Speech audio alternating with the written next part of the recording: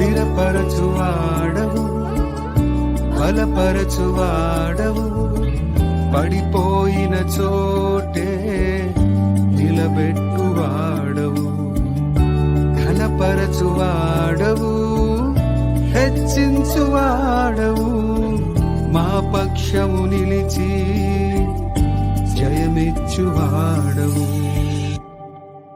ఏమైనా చేయగలవు, కథ మొత్తం మార్చగలవు, నీ నామముకే మహిమంతా తెచ్చుకొందు. ఏమైనా చేయగలవు, కథ మొత్తం మార్చగలవు, నీ నామముకే మహిమంతా తెచ్చుకొందు. యేసయ్యా యేసయ్యా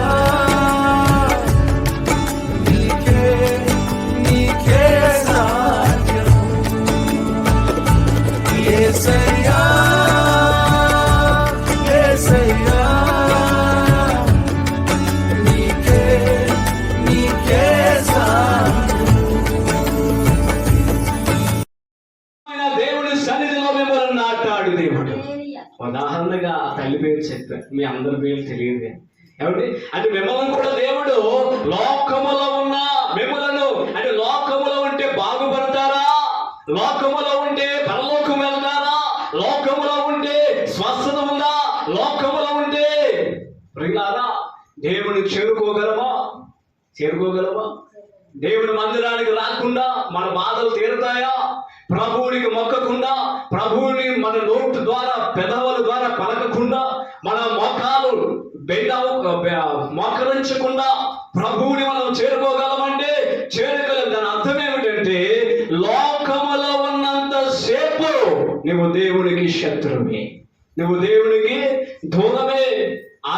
దేవుడు అంటాడు మనకి బైబిల్ గ్రంథం, లోకములో నివసిస్తున్న వారి కోసం బైబిల్లో ఏమన్నాడంటే మొదటి యోహాను పత్రికలు అంటున్నాడు. చూద్దాం ఒకసారి, మొదటి యోహాను పత్రికలోకి వెళ్దాము. మొదటి యోహాను పత్రికలు అంటాడు, ఈ లోకమునైనను లోకములో ఉన్న వాటినైనను ప్రేమించవద్దు. ఎవడైనను లోకమును ప్రేమించిన తండ్రి ప్రేమ వారిలో ఉండదు. లోకములో ఉన్నదంతయు అనగా శరీరాశయు, నేత్రాశయు, జీవపు డంబములు తండ్రి వలన పుట్టినవి కావు, అవి లోక సంబంధమైనవి. వచనాలు చెప్తున్నాను. మొదటి యోహాను పత్రిక 2వ అధ్యాయము 15వ వచనంలో దేవుడి మాటలను రాయించాడు. మొదటి యోహాను పత్రిక 2వ అధ్యాయము 15వ వచనంలో ఈ మాటలు దేవుడు రాయించాడు. ఆయన అంటున్నాడు, మొదటగా ఆయన ఏమంటున్నాడంటే లోకములో ఉన్నదంతయు, లోకములోనైనను లోకములో ఉన్న వాటినైనను ఏం చేయకూడదంట? చెప్పాలి, ఏం చేయకూడదంట? ప్రేమించవద్దు అంటున్నాడు. ఎవరికి? మనం దేని మీద ప్రేమ అంటే గాజు గ్లాస్ మీద ఎక్కువ ప్రేమ పెట్టుకుంటాం. దేని మీద? గాజు గ్లాస్ మీద. గాజు గ్లాస్ అంటే లోకాన్ని గాజు గ్లాస్ లో పోలుస్తున్నా నేను. గాజు గ్లాసు షేపేనా, భద్రమేనా? ఎప్పుడైనా చేయదారిందంటే అది ఏమైపోయింది అంటే మన ఆశ ఏమైపోయింది. అది అంటున్నాడు. అంటే లోకము శాశ్వతము కాదు, లోకము మీద కాదు, పరలోకము మీద మీ ప్రేమను పెట్టుకోండి. పరలోక రాజ్యము మీద మీ ప్రేమను పెట్టుకోండి. ఆ తండ్రి మీద ప్రేమను పెట్టుకోండి. ఈ లోకము ఎంత సంపాదించిన, ఆ మాటలో ఎంత మరణం ఉందంటే ఎన్ని 10 ఇళ్ళు కట్టినా వదిలేయాలి, 100 తులాలు చేయించుకున్నా వదిలేయాలి, 100 చీరలు కొన్నా వదిలేయాలి, 100 ఎకరాలు ఉన్నా వదిలేయాలి, 100 కార్లు ఉన్నా వదిలేయాలి, 100 కంపెనీలు ఉన్నా వదిలేయాలి, 100 కోట్ల డబ్బున్నా వదిలేయాలి. ఇది నాది, ఇది నా కష్టము, ఇది నా ప్రయాసం అని దాన్ని పట్టుకు వెళ్ళడానికి ఉందా? లోకాన్ని ప్రేమించావు, లోకములో ఉన్న వాటిని సంపాదించావు, లోకములో కూడగట్టావు, అయితే దానిని పట్టుకెళ్ళే అవకాశం మనకు లేదు. లోకాన్ని ప్రేమించి పరిశుద్ధతను వదిలేస్తున్నాం, లోకాన్ని ప్రేమించి నీతిని వదిలేస్తున్నాం, లోకాన్ని ప్రేమించి తండ్రిని వదిలేస్తున్నాం, లోకాన్ని ప్రేమించి పరలోక రాజ్యాన్ని వదిలేస్తున్నాము. లోకము ప్రేమించడం అంటే నరకాన్ని ప్రేమించడమే. లోకము ప్రేమించడం అంటే సాతాన్ని కౌగిలించుకుంటాయి. దేనినంట? ఎవరినంట? సాతానని కౌగిలించుకుంటుంది. అందుకంటే లోకమునైనను లోకములో ఉన్న వాటి అయినను ప్రేమించవద్దు. మరి దేన్ని ప్రేమించాలి? ఏమి ప్రేమించాలి? దేవుని సన్నిధి ప్రేమించి, ఎవరిని? బైబిల్ను ప్రేమించి, ప్రార్థనను ప్రేమించి, దైవ సేవకులను ప్రేమించి, మంచిగా వారి యొక్క పరిచయలో సహకారులుగా ఉండు. ఇంకా దేవునికి సంబంధమైన వాటిని సువార్తను ప్రేమించు. ఇంకా నువ్వు ప్రేమించవలసినవి చాలా ఉన్నాయి. మంచిని ప్రేమించు, నీతిని ప్రేమించు, న్యాయాన్ని ప్రేమించు, యథార్థతను ప్రేమించు. కానీ పాపమును మాత్రము నీవు ఏం చేయకూడదంట? ప్రేమించవద్దు. నువ్వు ఎక్కడ నుండి తీసుకొచ్చాడు దేవుడు మనల్ని? లోకం, ఐగుప్తు అని లోకము నుండి దేవుడు నిన్ను బయటికి తీసుకొచ్చాడు. బయటికి తీసుకువచ్చి ఎక్కడ నాటాడంట దేవుడు నిన్ను? ఇదిగో ఆయన సన్నిధి, సారోను పొలమని ఆయన వ్యవసాయంలో దేవుడు నిన్ను ఒక ద్రాక్షవల్లిగా దేవుడు నాటాడు. ఇప్పుడు ఎక్కడ నువ్వు నాటబడ్డావు అంటే దేవుని సన్నిధిలో నీవు నాటబడ్డావు. ఇప్పుడు మనలా నువ్వు లోకంలోనే ప్రేమిస్తానంటే ఇక్కడ వాక్యం చెప్తుంది, ప్రేమించవద్దు. తర్వాత తండ్రి ప్రేమ వానిలో, ఎవరు ప్రేమ అంట? తండ్రి ప్రేమ వానిలో ఉందా? తండ్రి ప్రేమ వాడిలో నుండదు అంటున్నాడు. తండ్రి ప్రేమ ఎలాంటి ప్రేమ చెప్పండి మీరు? ఇంతకాలం దేవుని అందుకున్నారు కదా. ఏమండి? ఒక్కొక్కరు 10 years ఎక్స్పీరియన్స్, ఒక్కొక్కరు 20 years ఎక్స్పీరియన్స్, ఒక్కొక్కరు 30 సంవత్సరాల అనుభవం, మరికొందరు 6 నెలలు, మరికొందరు రకరకాల అనుభవాలు మనకున్నాయి దేవుల్లో. చెప్పండి, తండ్రి ప్రేమ ఎలాంటిది? అది ఒక వివరణ ఇవ్వండి. ఎలాగా? ఒక గొప్పదనం మాట్లాడిపోయింది. ఎలాగా? తండ్రి ప్రేమ ఎలాంటిది? వర్ణించగలమా? తండ్రి ప్రేమ ఎలాంటిది అంటే, నీకు బదులు ఆయన దెబ్బలు తిన్నాడు, నీ బదులు ఆయన గాయాలు పొందుకున్నాడు, నీ బదులు ఆయన తన ప్రాణాన్ని పెట్టాడు. తప్పిపోయిన కుమారుడి కోసం మనకు తెలుసు. ఆ కుమారుడు తిరిగి వస్తున్నాడంట. తండ్రి దగ్గర చేపట్టుకు వెళ్ళిపోయాడు. ఆస్తి అంతా కూడా పట్టుకుని వెళ్ళిపోయి రకరకాల పాపాలు, రకరకాల కార్యాలు చేసి ఎవడి ఆ ధనమంతా కూడా పోగొట్టుకున్నాడు. తర్వాత అతని పరిస్థితి దారుణంగా మారిపోయింది. తినడానికి ఏమి లేదు, భోజనం లేదు. ఆ పందులను కాసినందుకైనా భోజనం పెడతాడేమో చెప్పి పందులు కాయడానికి వెళ్ళారు. ఆ పందులు కాస్తున్నప్పుడు ఆకలేసి ఆ పంది తింటున్న పొట్టుని తినడానికి దగ్గరికి వెళ్ళారు. అంటే అంత దిగజారిపోయాడు. తండ్రి దగ్గర ఉన్నప్పుడు ఎలా ఉన్నాడు? రాజాలాగా ఉన్నాడు, రాజకుమారు లాగా ఉన్నాడు. ఇప్పుడు అక్కడ బుద్ధి వచ్చి మళ్ళా వెనక తిరిగి వస్తున్నాడంట. ఈ వెనక తిరిగి వచ్చే టైంలో అతని పరిస్థితి ఎలా మారిపోయిందంటే, ప్రియులారా, అతని బట్టలు మాసిపోయాయి. ఏమండి? అతని బట్టలు మాసిపోయాయి, సిరిగిపోయాయి, దుర్వాసన వస్తుంది, గెడ్డం పెరిగిపోయింది, తలంతా మాసిపోయింది. అతనికి ఉన్న విలువైనవన్నీ కూడా ఆయన కోల్పోయాడు. ఇంటికి వెళ్తే నా తండ్రి దగ్గర చాలా మంది పనులు ఉన్నారు, వాళ్ళు మంచి భోజనం చేస్తున్నారు. మా ఇంటికి వెళ్ళి నాన్న దగ్గర ఒక పనోళ్ళలాగా ఉందా అని చెప్పి ఇంటికి ప్రయాణం అయ్యాడు. ఇంటికి వెళ్తుండగా ఆ ఇల్లు దగ్గరికి రాబోతుండగా తండ్రి దూరం నుంచి ఇంటి పని నుంచి చూస్తున్నాడంట. ఎప్పటికైనా నా కొడుకు రాకపోతాడా? అమ్మ చెప్తుంది. ఏమండి? నా కొడుకు రాకపోతాడా? తండ్రి ప్రేమ ఎవరి కోసం చూస్తుందంట? బిడ్డల కోసమే చూస్తుంది. తండ్రి కూడా చూస్తున్నాడంట. ఎన్ని దినాలు చూశాడు, బైబిల్లో రాయలేదు కానీ రోజుకి ఎన్ని మార్లు చూస్తుంటాడో. ఏవైపో కొడుకు ఎలాగే వెళ్ళిపోయాడో అలాగే మళ్ళీ వస్తాడేమో అని కళ్ళు కాయలు కాసేదాకా ఎదురు చూశాడు. తండ్రి ఆశ ఒక రోజున ఫలించింది. దూరాల నుంచి ఒక వ్యక్తి మాసిపోయిన బట్టలతో, మాసిపోయిన తలతో, పెరిగిపోయిన గడ్డముతో, చిరిగిపోయిన బట్టలతో ఒక దిక్కుమాలిన వాడుగా నడవలేక అడుగులు వేసుకుంటూ, కన్నీళ్లు పెట్టుకుంటూ, ఏడుస్తూ దూరాల నుండి వస్తున్నాడంట. తండ్రి చూసి, ఆ వస్తున్నవాడు నా కొడుకే. ఏమండి? నా కొడుకే. తల్లిదండ్రులకు మనం ఏ రూపంలో ఉన్నా వాళ్ళు గుర్తుపట్టేస్తారంట.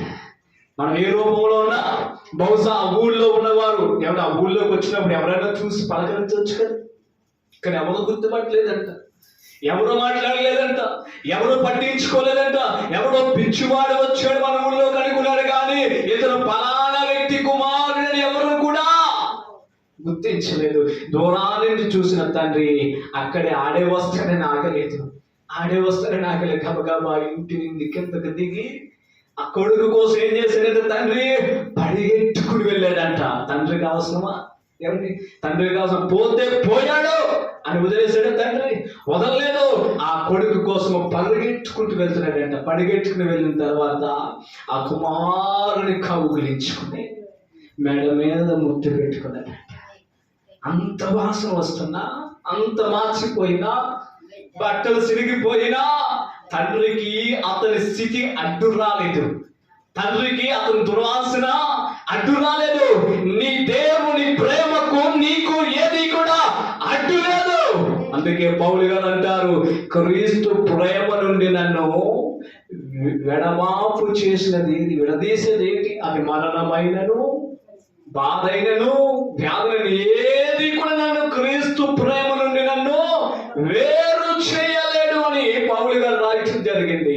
తండ్రి కౌగిలించుకుని మెడ మీద ముద్దు పెట్టుకుని చేతికి ఉంగరం తొడిగించి కాళ్ళకు చెప్పులు వేసి, నానా నువ్వు వెళ్ళి రెడీ అయ్యరా, బట్టలు ఏమన్నా వీడికి బట్టలు వేసుకుని రా, ఇదిగో నా కుమారుడు తప్పిపోయి దొరికాడు, చనిపోయి బ్రతికాడు, వీటిని చెయ్యండి, ఊళ్ళో ఉన్న వారందరినీ కూడా తీసుకురండి. అది తండ్రి ప్రేమ. తండ్రి ప్రేమ అది లోకంలో ఉందా ప్రేమ? లోకంలో ఉందా ప్రేమ?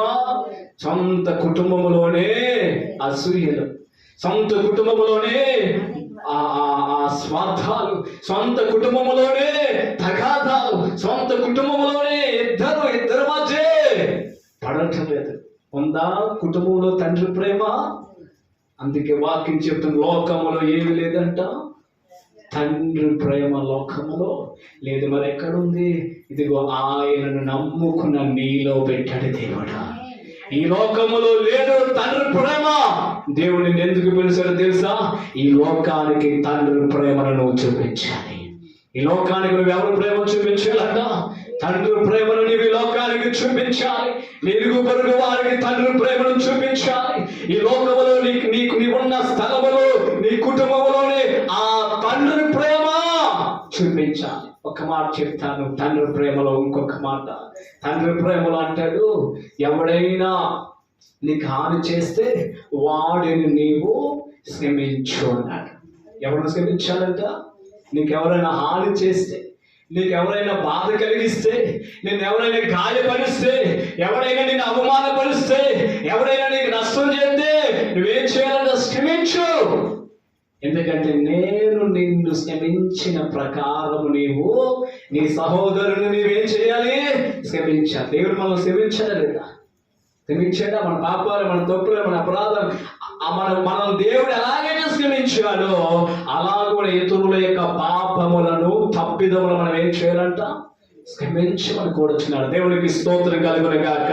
మళ్ళా అక్కడ అంటున్నాడు 16వ వచనం, లోకములో ఉండదంతయు అనగా శరీరాశయు, నేత్రాశయు, జీవపు దమమును తండ్రి వలన పుట్టినవి కావు, అవి లోక సంబంధమైనవే.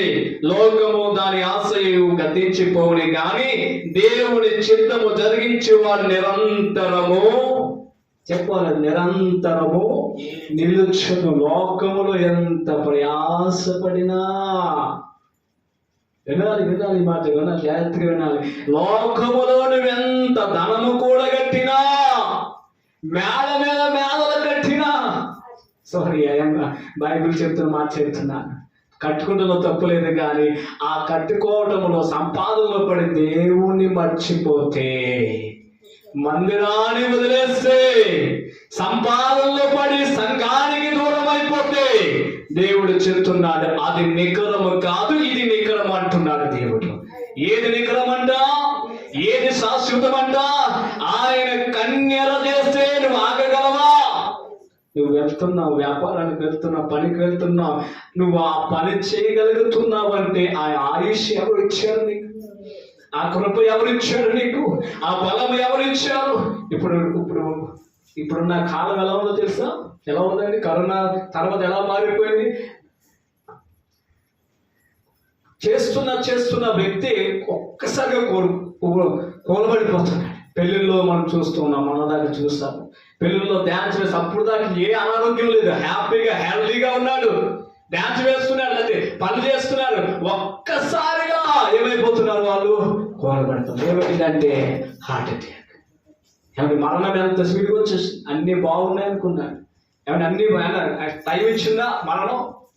మరణం టైం ఇచ్చిందండి, ఇస్తుందా? ఈ రోజున చాలా మరణాలు అకస్మాత్తుగా ఈ రోజున జరిగిపోతున్నాయి. కాబట్టి దేవుడి యొక్క వాక్యం ఉంటుంది. ఈ మాటలు మనం గట్టిగా పట్టుకోవాల్సిన మాట. అంటే గట్టిగా ఈ మాటను మనం అర్థం చేసుకోవాలి. ఈ లోకములో ఎవరి శరీరాశయు నేత్రాశి జీవోద్దామం తండ్రి వలన పుట్టినవి కావు, అవి లోక సంబంధమైనవి. లోకమును దాని ఆశ ఏమైపోద్దంట? గతించిపోద్ది. సేవకుడు ఇందాక గతించిపోతాయో నాకు తెలియకుండా ఆ వాక్యంలోకి వెళ్ళిపోయింది. దేవునికి స్తోత్రం కలుగును గాక. దాన్ని కూడా దేవుడు ఆ మాటను కూడా తీసుకున్నాడు. ఏం గతించిపోతాడు? లోకములో ఆశ. లోకం పైన ఆశ పెట్టుకున్నావేమో, దేవుడి మీద ఆశ లేదు. ఎవరి మీద ఆశ అంటే ఇప్పుడు ఎవరి మీద? డబ్బు మీద. మా అమ్మ చెప్తుంది, డబ్బు మీద అంటే లోకం మీద, మనుషుల మీద, వస్తువుల మీద, పావించే గేదె మీద ఉండదా లేదా? ఎవరి మీద ఆశ అంట? చెకోడీల బండి మీద, బండి మీద. అమ్మో నా బండి చాలా దూరం తీసుకెళ్తున్నాడు, అమ్మో ఈ పొయ్య రోజు అనేకమైన వండుతుంది ఈ పొయ్య. దేని మీద ఆశ వెళ్ళిపోయింది? దేవుడి మీద ఉండవలసిన ఆశ, వాక్యం మీద ఉండవలసిన ఆశ, పరిశుద్ధమైన దేవుడి సన్నిధి మీద ఉండవలసిన ఆశ రకరకాల వాటి మీద వెళ్ళిపోయి దేవుడి మందిరమే మర్చిపోయి. ఎన్ని రోజులైందమ్మా మందిరానికి వచ్చి? ఎన్ని రోజులైంది? ఎన్ని వారాలు మానేస్తావు? ఎన్ని దినాలు మానేస్తావు? ఎన్ని ప్రార్థనలు మానేస్తావు? కనీసం ఉపవాసమైన ఉంటున్నావో వారానికి ఒకసారి? పనిలో పడి ఆ ఉపవాసం కూడా కొండెక్కేసింది. ఒక్కరోజు ఉంటున్నావా? ఉంటే నిన్ను బట్టి దేవుడికి స్తోత్రం. లేకపోతే నీ తప్పిదములన్నీ కూడా, నీ పొరపాట్లన్నీ కూడా దేవుడు ఒక్కసారి రివీల్ చేస్తున్నాడు. ఎక్కడ పడిపోయావో, ఎక్కడ దూరం అయిపోయావో దేవుడు నీకు అన్నీ కూడా తెలియజేస్తున్నాడు. ఎక్కడి నుంచి తీసుకొచ్చాడు దేవుడు నిన్ను? లోకములో నుండి దేవుడు నిన్ను తీసుకొచ్చాడు. మళ్ళా ఎక్కడికి వెళ్ళిపోతున్నావు? మళ్ళా లోకములోనికి వెళ్ళిపోతున్నా. ఆ సెపరేషన్, ఆ ప్రత్యేకత నువ్వు కాపాడుకోలేకపోతున్నావు. అందుకే 80వ కీర్తనలో అంటున్నాడు, నేను ఐగుప్తుల నుండి ఒక ద్రాక్షవల్లిని తెచ్చితిని, అన్యజనులను వెళ్ళగొట్టి దాన్ని నాటితిని, దానికి తగిన స్థలమును. నీకు ఎక్కడ స్థలం ఇచ్చాడు దేవుడు? మరి మనం ఎక్కడ స్థలం కోరుకుంటాం? లోకంలో స్థలాన్ని కోరుకుంటాం. కానీ దేవుడు ఎక్కడ ఇస్తున్నాడు స్థలము? ఆయన సన్నిధిలో పరలోకంలో ఇస్తున్నాడు. ఆ స్థలం డబ్బు పెడితే వస్తుందా? ఎన్ని కోట్లు ఇచ్చినా వస్తుందమ్మా? ఒకవేళ డబ్బుతో కనుక దొరికితే నీకన్నా నాకన్నా ధనవంతులు కొనేసుకుంటారు. ఎవరి ఎక్కడ ఇచ్చారంటే నీకు స్థలం ఇచ్చాడా లేదా? ఎవరి గవర్నమెంట్ ఇవ్వకపోతే ఎన్ని రోజులు తిరుగుతావు? స్థలం ఇచ్చిందాకా తిరుగుతామో లేదా? కానీ ఇక్కడ దేవుడు అంటున్నాడు, ఆయన అంటున్న మాట, నీకు దానికి తగిన స్థలమును. ఏ స్థలం అంట అమ్మా? ఏ స్థలం అంట? దానికి అంటే మనకు తగిన స్థలము ఏదయ్యా అంటే ఆయన సన్నిధి. ఆయన సన్నిధి మనకి ఎలాంటి స్థలం అంట? మనకు తగిన స్థలము, అభివృద్ధి చెందే స్థలము, ఎవరిని మనము దీవింపబడే స్థలము, మన బ్రతుకులు మారే స్థలము. అవునా కదా? ఈ మందిరంలో అడుగు పెట్టిన తర్వాత నీ బ్రతుకు మారిందా? నీ స్థితి మారిందా? నీ కుటుంబ పరిస్థితులు మారాయా? అలాంటి స్థలము నువ్వు మర్చిపోకూడదు. స్థలం కోసం వచ్చింది కాబట్టి 3 మాటలు చెప్తాను. స్థలం ఏ స్థలం అంటే ఇది? మనకు తగిన స్థలం. మనకు తగిన స్థలం ఏమిటి? మందిరమే మనకు తగిన స్థలం. పరిశుద్ధంగా ఉండాలన్నా, నీతిగా ఉండాలన్నా, మన పాపాలు కడుక్కోవాలన్నా, పాప క్షమాపణ పొందుకోవాలన్నా, ప్రభువుని దర్శించాలన్నా, దేవుడి అనుగ్రహం పొందాలన్నా, దైవ కృప పొందాలన్నా ఏ స్థలం కావాలి మనకు? రోడ్డు పక్కన ఉన్న స్థలం కాదు, ఏమండి లోకంలో ఉన్న స్థలాలు కాదు. ఇదిగో ఆయన దాసుని ద్వారా దేవుడు ఏర్పాటు చేసి ఆ స్థలమును దేవుడు పవిత్రపరిచి ఆ స్థలములో ఆయన మహిమ ఉంచి ఆ స్థలములో దేవుని యొక్క కనుదృష్టి ఉంచిన ఆ స్థలములో నువ్వు ఉంటున్నావే, ఆ స్థలము చాలా విలువైనది. ఈ స్థలం ఎలాంటిదంటే నీ కన్నులకు కనపడిన దైవ ప్రత్యక్షత ఇక్కడ ఉంది.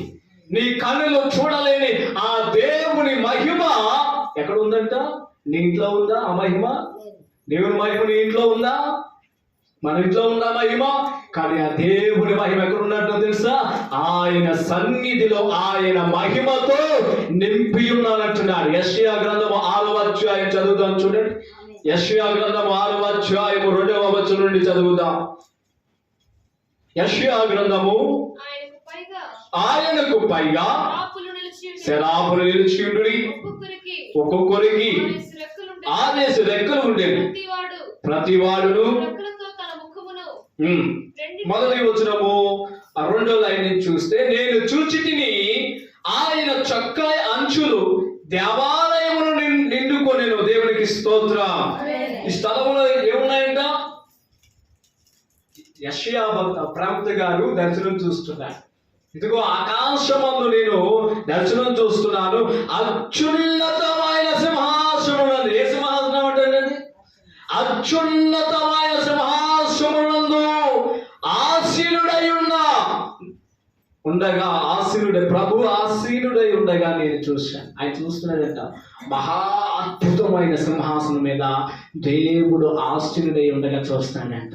అలా చూసినప్పుడు ఆయన ఒంటి మీద ఉన్న దుష్టుల లెక్క చొక్కాయి అంచులు దేవాలయం మీదకు ఏమంటారు చూడండి, ఆయన చొక్కాయి అంచులు దేవాలయమును నిండుకునే ఉన్నాయి అంటున్నాడు. ఇప్పుడు ఇక్కడ ఎవరు వస్తాను ఉన్నాయి? ఇక్కడ మనకి కొత్త నిబంధన గ్రంథంలో ఒక తల్లి కనబడుతుంది.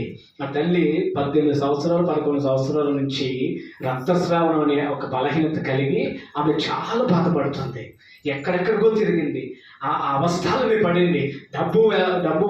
డబ్బుతో చాలా డబ్బును ఆమె ఖర్చు పెట్టింది. అయినను ఆమెకు ఉపశమనం లేదు, స్వస్థత లేదు. ఆఖరికి యేసు ప్రభు వారిని కూర్చి విని, యేసు ప్రభు వారు స్వస్థత కార్యాలు చేస్తున్నారని విని ఒక్కసారి ఆయన దగ్గరికి వెళ్ళి ఆయనతో మాట్లాడి ఆయన చేత ప్రార్థన చేయించుకుందాం, లేదా ఆయనకు చెప్పి ఈ బలహీనత నుండి విడుదల పొందుకుందామని ఆయన దగ్గరికి పరిగెత్తి. ఎవరి దగ్గరికి? యేసు ప్రభు వారి దగ్గరికి. ఆయన దగ్గరికి వెళ్ళినప్పుడు ఆయన చుట్టూ చాలా మంది జనం ఉన్నారు.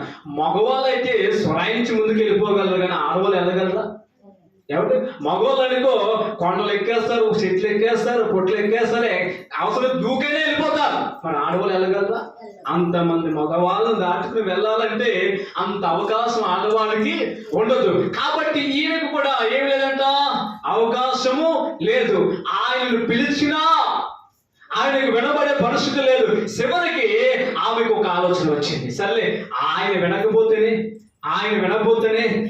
ఆయన వేసుకున్న వస్త్రాలు చెంగును ముట్టుకుంటా. ఆయన వేసుకున్నాయి కదా, ఆయన వేసుకున్న వస్త్రాలే కదా, ఆయన పరిశుద్ధుడు కదా, ఆయన మహిమోన్నతుడు కదా, ఆయన శక్తిమంతుడు కదా, ఆ శక్తి, ఆ మహిమ, ఆ వస్త్రాలు కూడా ఉంటుందని చెప్పి ఆయన వెనకకు వెళ్ళి ఎవరి ఆయన వస్త్రాన్ని విశ్వాసంతో ముట్టుకుందంట. ఎవరిని? దేవుని ముట్టుకున్నట్టు ఆ దేవుని కాదు, యేసు ప్రభువుని కాదు. ఎవరి?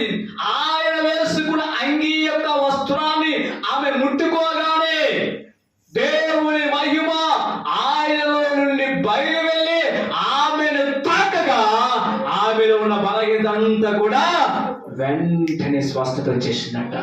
నేనంతాను ఈ మధ్యాహ్నం, ఈ సాయంకాల సమయంలో దేవుని యందు విశ్వాసముతో మనం ప్రార్థన చేస్తుండగా ఈ బలమైన ఉపవాస ప్రార్థనల ద్వారా, ఈ యొక్క వాక్యము ద్వారా, వెళుతున్న దేవుని మాటల ద్వారా ఆయన మహిమ నిన్ను తాకును గాక. హల్లెలూయా. ఏ బలహీనత వచ్చావు, ఏ కష్టంతో వచ్చావు, ఆయన మహిమ నిన్ను తాకాలి. ఆయన మహిమ నిన్ను ఎప్పుడైతే తాకుతుందో నీ సమస్యలన్నిటికీ ఏం దొరుకుతుందండి? పరిష్కారము దొరుకుతుంది. దేవునికి మహిమ కలుగునే గాక. ఏమిచ్చాడంటే దేవుడు మనకి తగిన స్థలము. ద్రాక్షావళికి ఏమిచ్చాడు దేవుడు? నా సబ్జెక్ట్ అంతా దేని మీద ఉంటుందంటే ద్రాక్షావళి. అది మాత్రం మర్చిపోవద్దు. ద్రాక్షావళి ఇప్పుడు ఎక్కడి నుంచి వచ్చింది? ఎక్కడి నుంచి అమ్మా? ఐగుప్తు. అంటే ఐగుప్తు అనగా లోకములో నుంచి, లోక సంప్రదాయాల నుంచి, లోక ఆశల నుంచి, లోక విషయాల నుంచి ఎక్కడికి వచ్చింది? ఇప్పుడు దేవుని తోటలోనికి వచ్చింది. ఏమంటే దేవుని తోటలోనికి దేవుడు తీసుకొచ్చాడు. దేవుడు తీసుకువచ్చి మనలను దేవుడు ఆ ద్రాక్షవల్లితో దేవుడు మనల్ని ఏం చేశాడు? అంటుకట్టాడు. ఏం చేశాడమ్మా? అంటుకట్టాడు. ఆ దేవుని సన్నిధిలో దేవుడు నీకు నాకు తగిన స్థలమును దేవుడు ఇచ్చాడు. ఆ స్థలము మనము పోగొట్టుకోకూడదు. ఆ స్థలం ఒకవేళ వద్దనుకున్నావు అనుకో, చెప్పాలి, ఆ స్థలం వద్దనుకున్నావు అనుకో, ఆ స్థలము వేరొకరికి దేవుడు ఇచ్చేస్తాడు.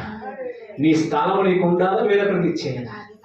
ఏమండి, నువ్వు మందిరంలో కొంతమంది మందిరంలో వాళ్ళు కూర్చున్న చోటు కోసం దెబ్బలు అనుకుంటా. గమనించారా? మీ మందిరంలో ఉందా? బైబిల్ లేడు అనుకుంటా. ఉందా?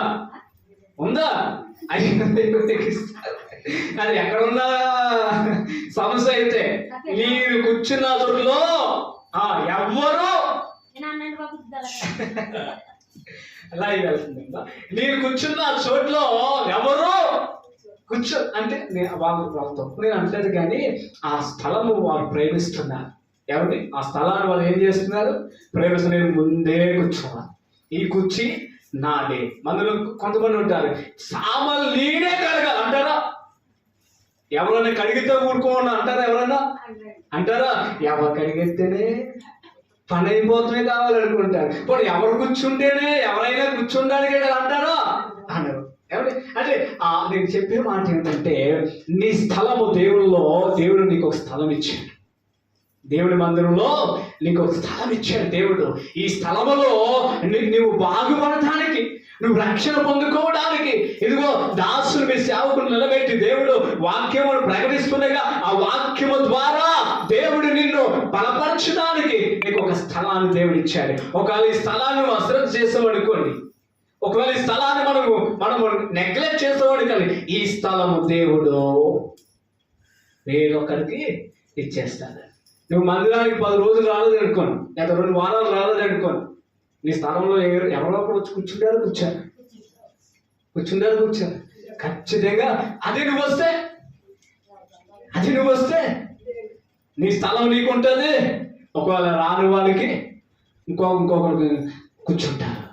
దేవుడి యొక్క మహాకృప ఏమిటంటే, మా నాన్నగారి పరిచయంలో కూడా ఈ ఉపవాస ప్రార్థన కానీ ఏదైనా జరిగినప్పుడు, ఏదైనా మీటింగ్ జరిగినప్పుడు మందిరం సరిపోతుంది.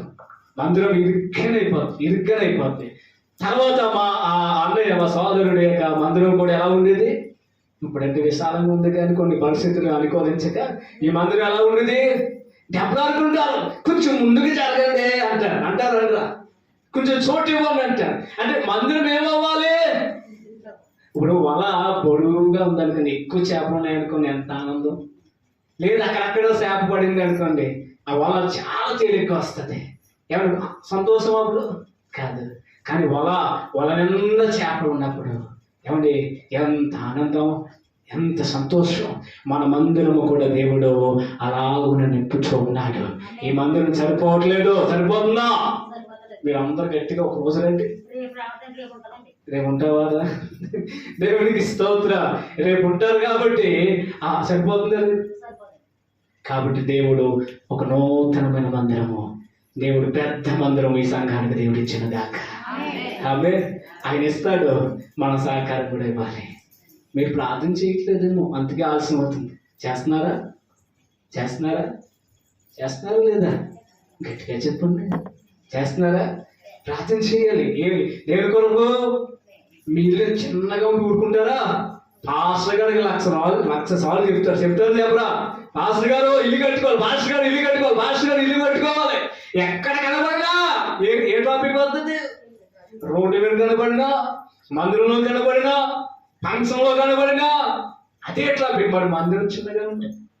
మందిరం కట్టాలంటే మందిరము పెద్దలు చేయాలంటే అసలు మనం పట్టించుకో, పాస్టర్ గారే చూసుకుంటారు, పాస్టర్ గారే పడతారులే.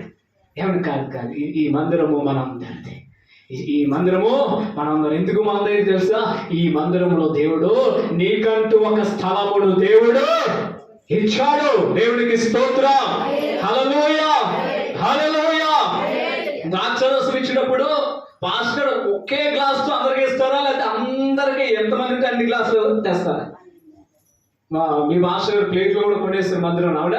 ఏమండి ఎంతమంది ఉన్నా అంతమందికి మనసుకో ప్లేట్ కింద కొన. అంటే ఏదైనా సరే నీకంటూ నీకంటూ నీకంటూ ఉంటుంది కదా. దేవుడు నీకంటూ ఈ మందిరంలో దేవుడు స్థలమును దేవుడు ఇచ్చి ఉన్నాడు. దేవుడికి స్తోత్రం కలుగునే గాక. హల్లెలూయా. ఇంకో మందిరం చూపిస్తాను, ఇంకొక స్థలాన్ని చూపిస్తాను.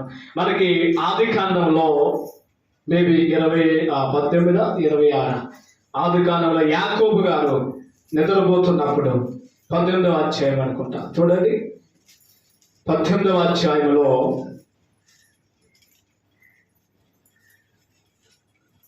యాకోబు గారు అన్న యొద్ద నుంచి పారిపోతూ 28వ అధ్యాయము 12వ వచనం, ఆదికాండము 28వ అధ్యాయము 12వ వచనం చదువుతున్నాను. అప్పుడు అతడు ఒక కల కనెను, అందులో ఒక నిచ్చెన భూమి మీద నిలిచి ఉండెను, దాని కోన ఆకాశము నెట్టెను, దాని మీద దేవుని దూతలు ఎక్కుచు దిగుచుండెను. మరియు యెహోవా దానికి పైగా నిలిచి, నేను నీ తండ్రి అయిన అబ్రాహాము దేవుడను ఇసాకు దేవుడను దేవుడైన యెహోవాను నీవు పండుకొనిన ఈ భూమిని నీకును నీ సంతానమునకు ఇచ్చేదను. హల్లెలూయా, హల్లెలూయా. అతను నిద్రలాగానే ఏమంటున్నాడు చూడండి, 16వ వచనం.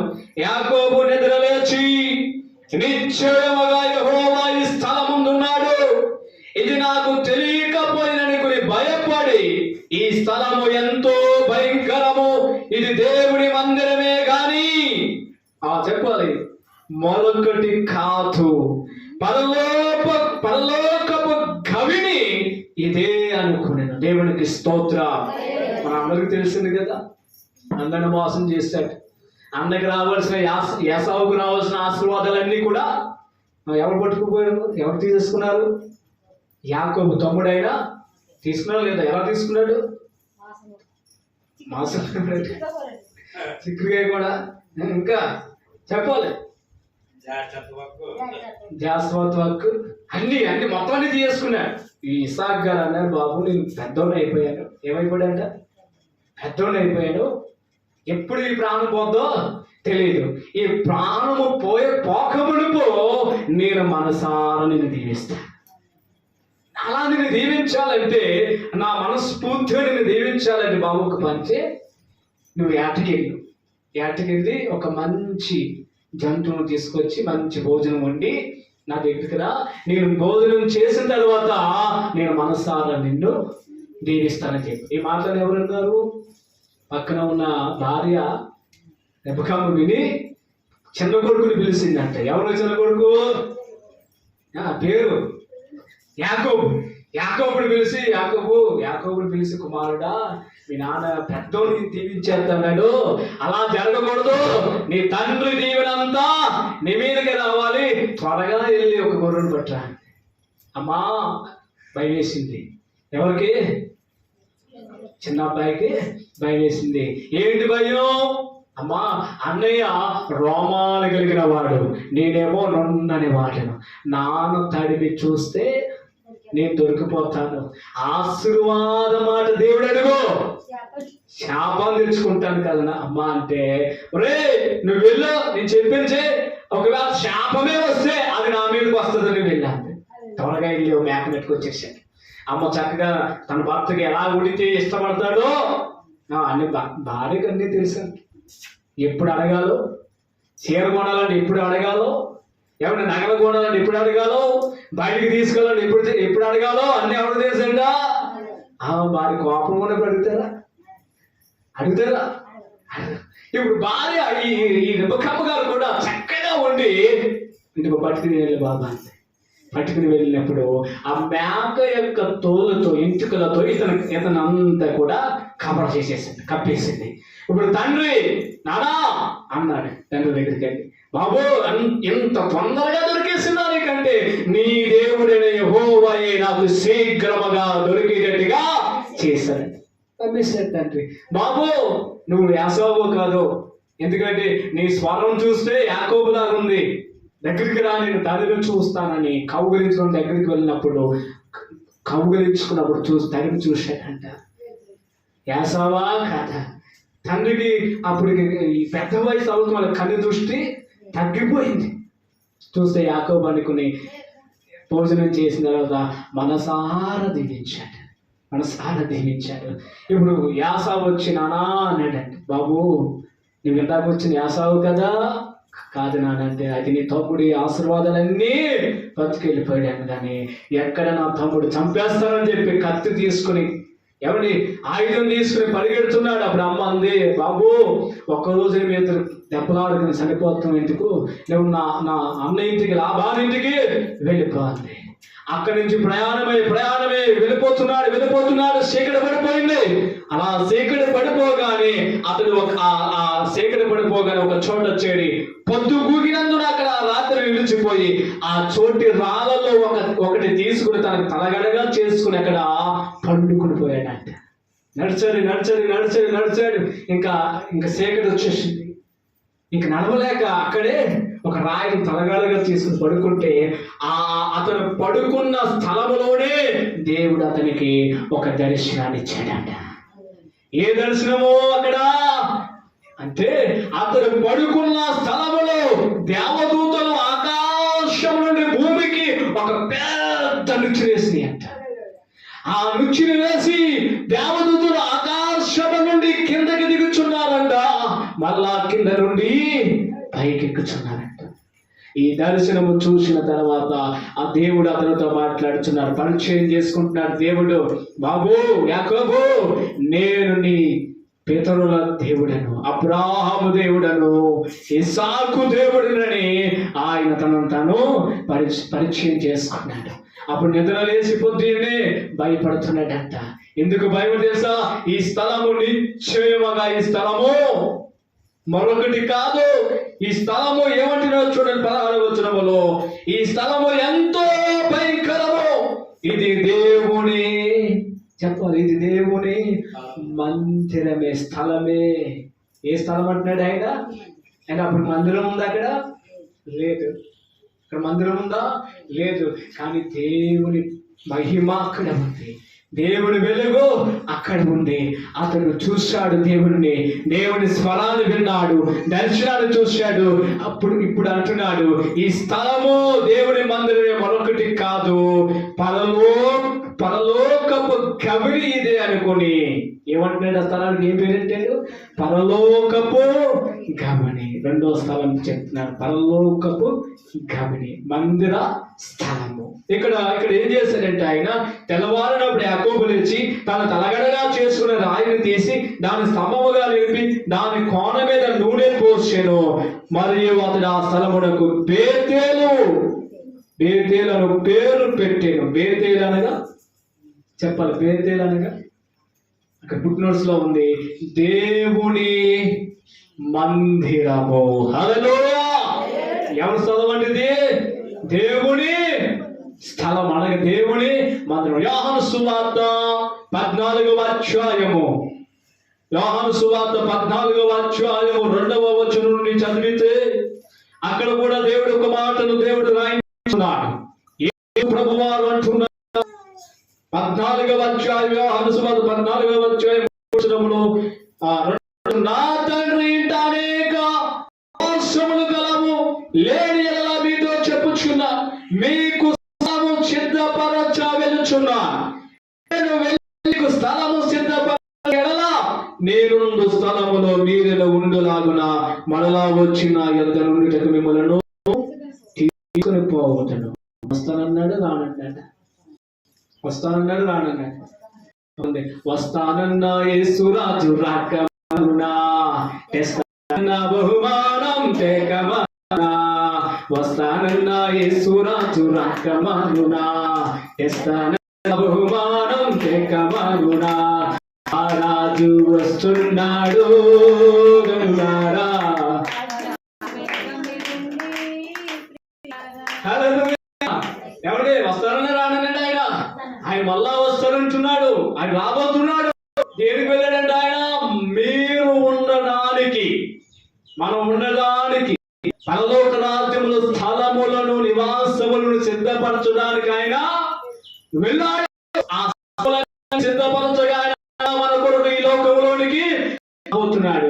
ఆయన వచ్చి నీవు నీ సెక్యూరిటీ పని, నీ వ్యవసాయం పని, నీ కుటుంబం పని, బరువు బాధ్యత పని అవన్నీ చేసుకుంటూ అక్కడే ఉండిపోయామనుకోండి, ఆయన వస్తాడు. ఒకరు ఇద్దరు ఉన్నా ముగ్గురు ఉన్నా వాళ్ళని తీసుకుని ఆయన వచ్చిన మార్తలాగా యేసయ్యా నేను పనిలో ఉన్నా చెల్లిని పంపు అంటామేమో. ఎలా తయారైపోయిన చాలా